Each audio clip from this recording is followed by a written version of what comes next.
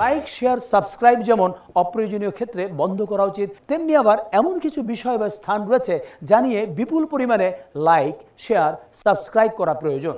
পর্যটন শিল্পের এইসব আকর্ষণীয় স্থান সম্পর্কে দেশ বিদেশের মানুষের অনেক কিছু জানার এবং জানাবার আছে। এবারে রয়েছে সাতক্ষীরার তেমনই কিছু স্থান নিয়ে আরেকটি ইত্যাদির প্রতিবেদন। সুন্দরবনের সামনেই নির্মাণ করা হয়েছে অপরূপ সৌন্দর্যের এই আকাশলীনা ইকো ট্যুরিজম সেন্টার এবং বিশ্বের সর্ববৃহৎ ম্যানগ্রোভ বনভূমি সুন্দরবন ছাড়াও এখানে রয়েছে জেলা প্রশাসনের উদ্যোগে নির্মিত নানান বিনোদন কেন্দ্র। তারই একটি হচ্ছে এই সুন্দরবনের সামনে প্রায় 20 একর জায়গা জুড়ে নির্মিত আকাশলীনা ইকো ট্যুরিজম সেন্টার।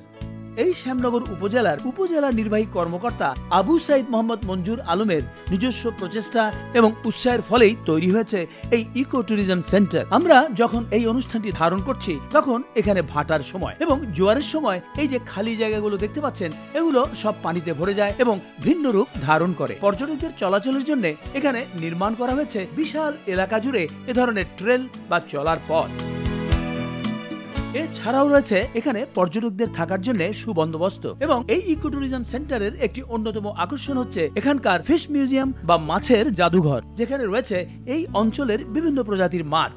ওপারে সুন্দরবন, মাঝখানে নদী, আর এপারে হচ্ছে আকাশলীনা ইকো ট্যুরিজম সেন্টার, যা পর্যটকদের দারুণভাবে আকর্ষণ করে। সাতক্ষীরার দেভাটা উপজেলার একটি অত্যন্ত ঐতিহ্যবাহী গ্রাম হচ্ছে টাউনশ্রীপুর গ্রাম, যেই গ্রামে প্রতিষ্ঠিত হয়েছিল 1867 সালে এই পৌরসভা অর্থাৎ দেভাটা মিউনিসিপাল অফিস। কথিত আছে এই টাউনশ্রীপুর গ্রামে একসময় 18 জন জমিদার বাস করতেন। কালে কালে এই পৌরসভার অফিসটি বিলুপ্ত হয়ে যায় এবং দেভাটা উপজেলায় রূপান্তরিত হয় 1983 সালে।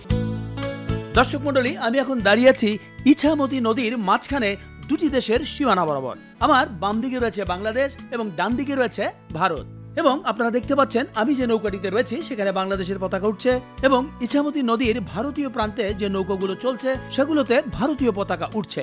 আপনারা দেখতে পাচ্ছেন দূরে একটি নৌকা আসছে যেখানে রয়েছে ভারতীয় পতাকা, অর্থাৎ একই নদীর দু প্রান্তে চলছে দুটি দেশের পতাকাবাহী নৌকা। দর্শক মন্ডলী, আমরা এবারে কথা বলছি সাতক্ষীরা সদর উপজেলার ভোমরা ইউনিয়নের 2 নম্বর ওয়ার্ড থেকে। আমি এখন যে স্থানটিতে আছি এই স্থানটিতে হচ্ছে বাংলাদেশ ভারত সীমান্তের 1 নম্বর সীমানা পিলার। এই সীমানা পিলারের দুদিক হচ্ছে বাংলাদেশ এবং দুটি দিক হচ্ছে ভারত এবং আমার সামনে রয়েছে দুটি গ্রাম, একটি হচ্ছে পানিতর গ্রাম যেটি ভারতের এবং আরেকটি হচ্ছে হারুদ্রা গ্রাম যেটি হচ্ছে বাংলাদেশের গ্রাম। দুটি দেশের দু নামে দুটি গ্রাম হলেও এই গ্রাম দুটির অবস্থান কিন্তু পাশাপাশি। আমার ডান দিকে রয়েছে বাংলাদেশের হারুদ্রা গ্রাম এবং বাম দিকে রয়েছে ভারতের পানিতৈরি গ্রাম। দুটি গ্রামে 14টি করে মোট 28টি পরিবারের বসবাস। আমি এখন দুই দেশের সীমানার মাঝখান দিয়ে হাঁটছি। আপনারা দেখতে পাচ্ছেন এখানে একজন ভদ্রলোক, আপনার নাম? আচ্ছা, জাহাঙ্গীর সাহেব। এইমাত্র দেখলাম আপনি এদিক থেকে বেরোলেন, তাই না? কিন্তু আমি যতটুকু জেনেছি যে এ পাশটা হচ্ছে বাংলাদেশ আর এ পাশটা হচ্ছে ভারত। আপনি তার মানে আপনি ভারতে গিয়েছিলেন? ওখানে কে থাকে? ও ভাই থাকে, ওই ভাইয়ের কাছে গিয়েছিলেন আপনি। এদিকে একজন আসছেন, আপনার নাম? মোহাম্মদ হাসান গাজী। হাসান গাজী সাহেব। আপনার বাড়ি? ইন্ডিয়া। ইন্ডিয়ায়? মানে এই জায়গাটা ইন্ডিয়া? আচ্ছা, এই পাশে এই যে আমি দাঁড়িয়ে আছি কোথায়? বাংলাদেশে।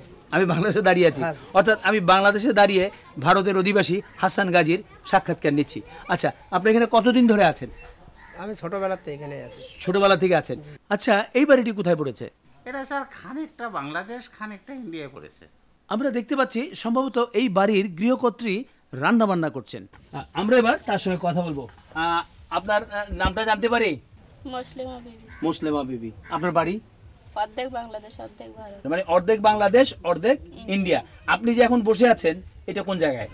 আমি এখন বাংলাদেশে। আচ্ছা, আমি বসে আছি কোথায়? ইন্ডিয়া। দর্শক মন্ডলী, দেখতে পাচ্ছেন একই বাড়ির রান্নাঘরে আমরা দুজন বসে আছি, কিন্তু দুজনের অবস্থান দুটি দেশে, অর্থাৎ তিনি আছেন বাংলাদেশে আর আমি আছি ভারতে। আমরা এবার কথা বলবো এই সীমান্তবর্তী এলাকার বাসিন্দা খায়রুল বাশা সাহেবের সঙ্গে, যিনি শিক্ষকতার পেশায় নিয়োজিত রয়েছেন। আপনি তো এই এলাকায় বসবাস করেন, আপনাদের মধ্যে পারস্পরিক সম্পর্কটা কেমন? এখানে পারস্পরিক সম্পর্ক আমাদের খুব মধুর। দুই ভাই এমনভাবে ডেমার্কেশন হয়েছে, একই ভাই একসাথে হলো দুজন দুই দেশের ইনহেবিটেন্ট হয়ে বাসিন্দা হয়ে গেল।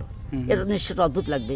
দেশ এবং সীমানা আলাদা হলেও এই দুই দেশের মানুষের মধ্যে রয়েছে সুসম্পর্ক এবং পারস্পরিক সম্প্রীতি।